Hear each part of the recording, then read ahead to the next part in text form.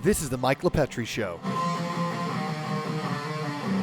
Park Strategies is the premier full-service lobbying firm helping businesses and nonprofits cut through federal, state, or local red tape. You've got a state licensing issue? Call Park Strategies. You're vying for government funding? Call Park Strategies. You're looking to stop a government regulation? Call Park Strategies. Park Strategies, your strategic partner for success. Go to parkstrategies.com for more info. Nassau County property taxes are way too high. That's why you need Reassessment and Evaluation Services, Inc., the #1 tax grievance provider that offers personal service and high success rates. Grieve your taxes now before the deadline on March 1st, 2024. Call today for more info, 516-742-5180, or apply online at reassessmytaxes.com. What is going on? We had the September edition of Mike's Monologue. The good, the bad, the ugly. Let's start it off with the good. We're going to go into New York is waking up finally. We're going to focus on the bad, where New York State and New York City, though, are in epic meltdown mode as far as government goes. And then finally, we're getting to the ugly. Right now, we have the government shutdown. What has gone on? It's been incredible.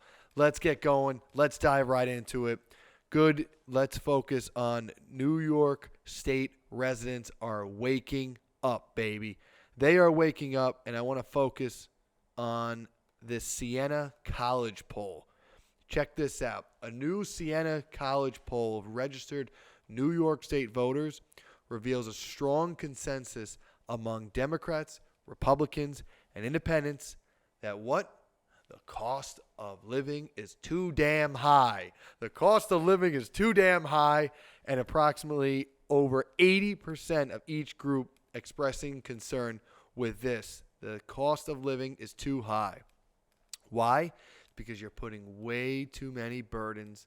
You're mandating the government has to do all this stuff, and as a result of that, you're charging all your residents more money to keep micromanaging the people.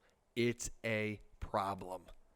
Notably, check this out, 57% of respondents believe the quality of life in the state is deteriorating, and only 14% perceive quote-unquote improvement. I don't know who the hell those people are, but they're probably in New York City because it's not Long Island. I tell you that much. Finally, a significant majority of voters, by a margin of 52 to 35%, believe that the state is headed in the wrong direction. This is crazy. And it's specifically pronounced, I love this. This sentiment is specifically pronounced among Republicans, 81%, but more importantly, independents at 55%. The majority of independents think the state's going in the wrong direction. That's a crazy number and should be very alarming for those currently in the state legislature and in the city of New York, because people are concerned about where we're going. People are concerned about the policies that are being implemented. People are concerned about their day-to-day. Can I pay for childcare? Can I pay for housing? Can I find housing? Can I pay for food? What about electricity costs? What about utilities? What are we doing? I got to keep cutting costs here or there. I got to cut quality to pay the same, if not more money? That's not right. I'm working twice as hard for the same pay? That's not right. I got to keep worrying about if my kids are going to be okay. That's not right. I have to worry about what's happening in my schools and whether or not government's going to intrude upon my decision to how to raise my child. That's not right. That's not right. And people are fed up. And it's going to be interesting to see how this continues over the next coming year in 2024 as this migrant issue really explodes. And that leads me to the next part. The migrant issue has become a catastrophe for New York State and New York City government. Check this out. In September, Mayor Adams released a letter from the Office of Management and Budget, OMB, focusing on the city's fiscal condition and the steps they have to take in the upcoming months to balance the budget because they are in total panic mode at the time. But I love this quote. This is my favorite quote. The mayor says, the city is experiencing a humanitarian crisis that we did not cause. I'm sorry. A couple of years ago, the city was touting how they were a sanctuary city and they welcomed the world. The world come to New York City. We will pay for everything. We will provide you services. We'll give you schooling. We'll give you health care. We'll give you housing. We'll give you whatever you want. We'll even give you work. We'll make sure everything is headed in that direction where we give it all to you. Why? Because then the city wants in return, give us your votes so we stay in power. And that's what it is. Except here's the problem. When you actually do it, it doesn't work. It doesn't work. And this is interesting. With our limited resources, the mayor says, we have acted with compassion and humanity in the face of this emergency. We spent $1.45 billion in fiscal year 2023 to provide shelter, food, and services. Yep. Last month, we shared new projections showing the city could spend upwards of $12 billion across 3 fiscal years, and $7 billion of which will have to be added to the financial plan if circumstances do not change. Mind you, circumstances are only going to get worse, not better, just FYI. And this is on top, this is what I love, this is on top of the underlying budget gaps in the out years starting at $5 billion in fiscal year 2025.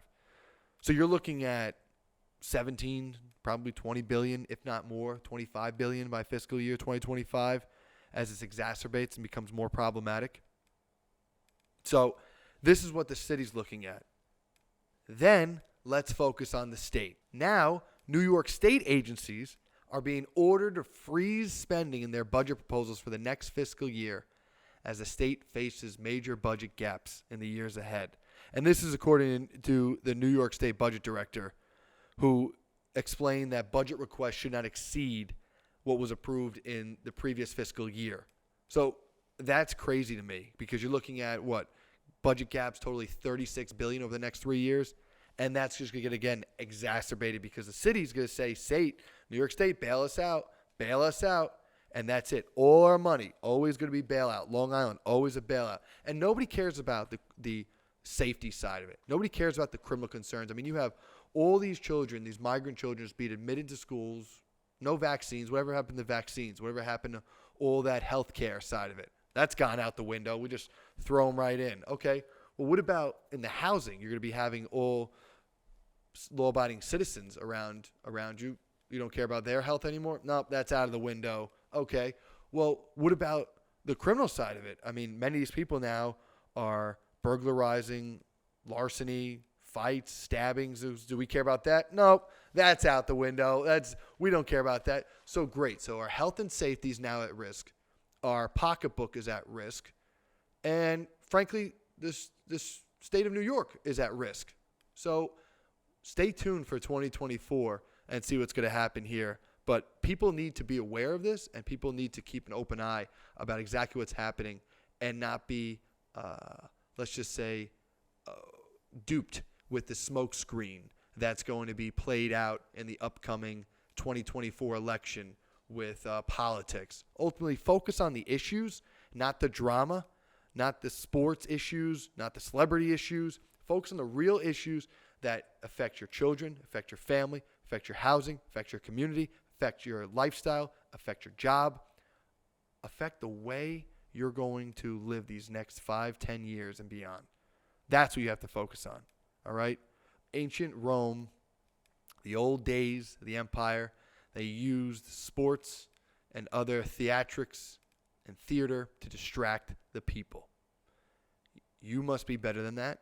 You must look past that. And you must focus on the issues and do not be mired in this smoke screen. Let's get into the ugly.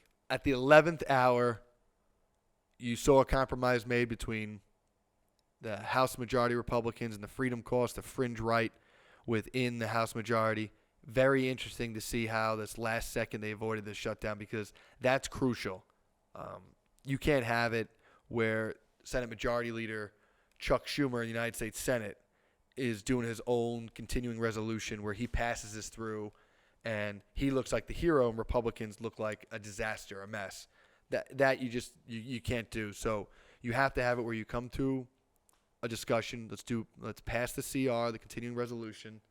Let's keep the government funded, and we'll figure out further discussions, negotiations, compromises that we can make where both of us can get these funding bills passed in both houses and then sent to the president to, in fact, sign.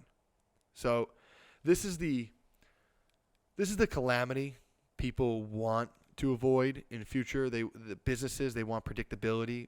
Businesses, they want to be able to know that my business, my revenue, I have all these workers, employees that I'm paying. I need to know that things are going to continue. I'm working my ass off to do what's right and stand within the laws, but I don't want to know that Congress can't get it together and they're the ones that are in chaos. Like, that's not how it should be. Congress needs to do this more in advance. We need more proactive legislators. We need more proactive legislating. And I think the House Republican majority in New York State does a good job of leading the charge. Remember, without New York Republicans are not in the House, and there is no check on Joe Biden in the presidency. So that's crucial. And I think it's going to be even more crucial to see how this now plays out throughout the month of October. So with that, that's our monologue, the good, the bad, the ugly, September edition.